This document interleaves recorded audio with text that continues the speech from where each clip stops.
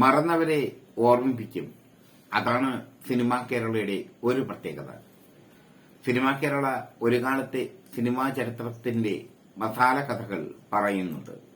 അത് വളരെ വ്യത്യസ്തമായ രീതിയിലുള്ള മസാല കഥകളാണ്. ആ കഥകളിൽ ഒരുപാട് സത്യങ്ങളുമുണ്ട്. അതുകൊണ്ടാണ് സിനിമാ കേരള സബ്സ്ക്രൈബേഴ്സ് വർദ്ധിച്ചു വരുന്നത്.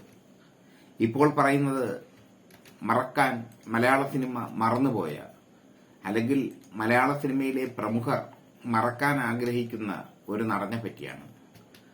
അദ്ദേഹത്തിന്റെ പേര് PK എബ്രഹാം. 1996 അന്തരിച്ച PK എബ്രഹാം. PK എബ്രഹാം ജനിച്ചത് കോട്ടയത്ത്. മനോരമ പത്രത്തിൽ ജോലിയിലായിരിക്കെ സിനിമയിലേക്ക് അദ്ദേഹം പ്രവേശിച്ചു. 1973 റിലീസ് ചെയ്ത യാമിനിയാണ് അദ്ദേഹത്തിന്റെ ആദ്യ ചിത്രം. ത്രിസന്ധ്യ എന്ന ചിത്രത്തിലൂടെ അദ്ദേഹം ശ്രദ്ധേയനായി മാറി. സ്വപ്നാടനത്തിലെ സൈക്യാട്രിസ്റ്റിന്റെ വേഷമാണ് അദ്ദേഹത്തിന് വഴിത്തിരിവായി മാറിയത്. KG ജോർജിന്റെ സ്വപ്നാടനം മലയാള സിനിമയിലെ മികച്ച ചിത്രങ്ങളിലൊന്ന്, എക്കാലത്തെയും മികച്ച ചിത്രങ്ങളിലൊന്ന്. അതിൽ അദ്ദേഹം അസാധ്യമായ അഭിനയമാണ് കാഴ്ചവെച്ചത്. തെമ്മാടി വേലപ്പനിലെ ഗോപനാണ് അദ്ദേഹത്തിന്റെ മറ്റൊരു ശ്രദ്ധേയമായ കഥാപാത്രം. ശരമഞ്ചരത്തിലെ തമ്പിയാണ് PK എബ്രഹാമിന്റെ ശ്രദ്ധേയമായ മറ്റൊരു കഥാപാത്രം. ഹൃദ്രോഗിയായ തമ്പി, ഭാര്യയുടെ കാമാസക്തി അടക്കാൻ പറ്റാത്ത തമ്പി. ആ കഥാപാത്രം വളരെ ശ്രദ്ധേയമായി മാറി. ശരമഞ്ചരം മലയാള സിനിമയിൽ വഴിത്തിരിവ് സൃഷ്ടിച്ച ചിത്രമാണ്.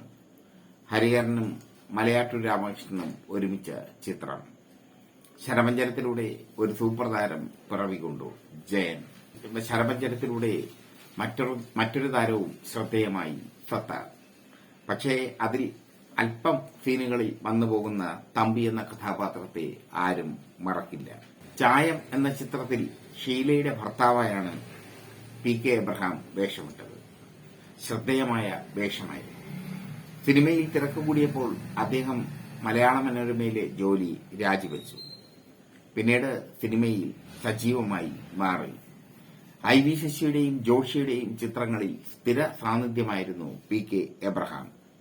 ജോഷിയുടെ ഉമാനിലയം, ശ്യാമ, വീണ്ടും, തന്ത്രം, നാടുവാഴികൾ തുടങ്ങിയ ചിത്രങ്ങളിലൊക്കെ അദ്ദേഹം ശ്രദ്ധേയമായ കഥാപാത്രങ്ങളെ അവതരിപ്പിച്ചു. നാടുവാഴികളിലെ മന്ത്രിശേഖരൻ അദ്ദേഹത്തിന്റെ ശ്രദ്ധേയമായ വേഷമായിരുന്നു. PK എബ്രഹാം സിനിമയിൽ നിന്ന് ഉണ്ടാക്കിയതെല്ലാം കളഞ്ഞു കുളിച്ചത് കുതിരപ്പന്തയത്തിലൂടെയാണ്.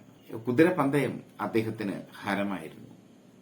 കുതിരപ്പന്തയത്തിലൂടെ അദ്ദേഹം കോടികൾ സമ്പാദിച്ചു. പിന്നീട് അതിന്റെ ലഹരി അദ്ദേഹത്തെ വിട്ടൊഴിഞ്ഞില്ല. സമ്പാദിച്ച കോടികളൊക്കെ കുതിരപ്പന്തയത്തിലൂടെ തന്നെ നഷ്ടമാവുകയും ചെയ്തു. അവസാന കാലത്ത് സാമ്പത്തികമായി അദ്ദേഹം വീർപ്പുമുട്ടി. സിനിമാ അഭിനയം വിട്ട്, തന്റെ തട്ടകം വിട്ട് കുതിരപ്പന്തയമെന്ന ലഹരിയിലേക്ക്, അക്കാലത്ത് കുതിരപ്പന്തയം വലിയ ലഹരിയായിരുന്നു, ആ ലഹരിയിലേക്ക് അദ്ദേഹം പോയപ്പോൾ ആദ്യമൊക്കെ നല്ല ലാഭം കിട്ടി. അതൊരു ചൂതുകളിയാണെന്ന് തിരിച്ചറിയാൻ അദ്ദേഹത്തിന് കഴിഞ്ഞില്ല. പിന്നീട് അതിൽ നിന്ന് അദ്ദേഹത്തിന് നഷ്ടപ്പെട്ടത് കോടികൾ. സിനിമയിൽ നിന്ന് ഉണ്ടാക്കിയതെല്ലാം കുതിരപ്പന്തയത്തിലൂടെ നഷ്ടപ്പെടുത്തി PK എബ്രഹാം. കടുത്ത പ്രമേഹ രോഗിയായിരുന്നു അദ്ദേഹം. അവസാന കാലത്ത് പ്രമേഹവും അദ്ദേഹവുമായി ഏറ്റുമുട്ടുകയായിരുന്നു എന്ന് വേണമെങ്കിൽ പറയാം. പ്രമേഹത്തിന്റെ ശക്തമായ സാന്നിധ്യം, അല്ലെങ്കിൽ പ്രമേഹത്തിന്റെ തീവ്രത അദ്ദേഹത്തിന്റെ ആരോഗ്യത്തെ നശിപ്പിച്ചു. അദ്ദേഹത്തിനെ പുതിയകാല സംവിധായകർ, അന്നത്തെ കാലത്തെ പുതിയകാല സംവിധായകർ തഴഞ്ഞെങ്കിലും ജോഷി ഒരിക്കലും തഴഞ്ഞില്ല.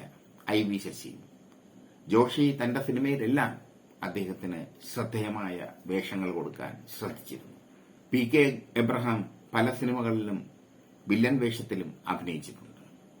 വില്ലൻ വേഷവും അദ്ദേഹത്തിന് അഭിനയിക്കാൻ കഴിയുമായിരുന്നു. അതൊക്കെയായിരുന്നു അദ്ദേഹത്തിന്റെ പ്രത്യേകത. ഇംഗ്ലീഷ് ഉച്ചാരണം അദ്ദേഹത്തിന്റെ മറ്റൊരു പ്രത്യേകതയായിരുന്നു. ഇംഗ്ലീഷിൽ ബിരുദാനന്തര ബിരുദം നേടിയ അദ്ദേഹത്തിന് ഇംഗ്ലീഷ് ഉച്ചാരണം സ്വായത്തമായിരുന്നു.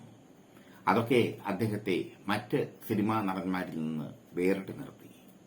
കുതിരപ്പന്തയത്തിലൂടെ ജീവിതം തെളിച്ച ഒരു സിനിമാ നടൻ. ആ സിനിമാ നടൻ ആര് എന്ന ചോദ്യത്തിന് ഒരു ഉത്തരമാണ് PK എബ്രഹാം.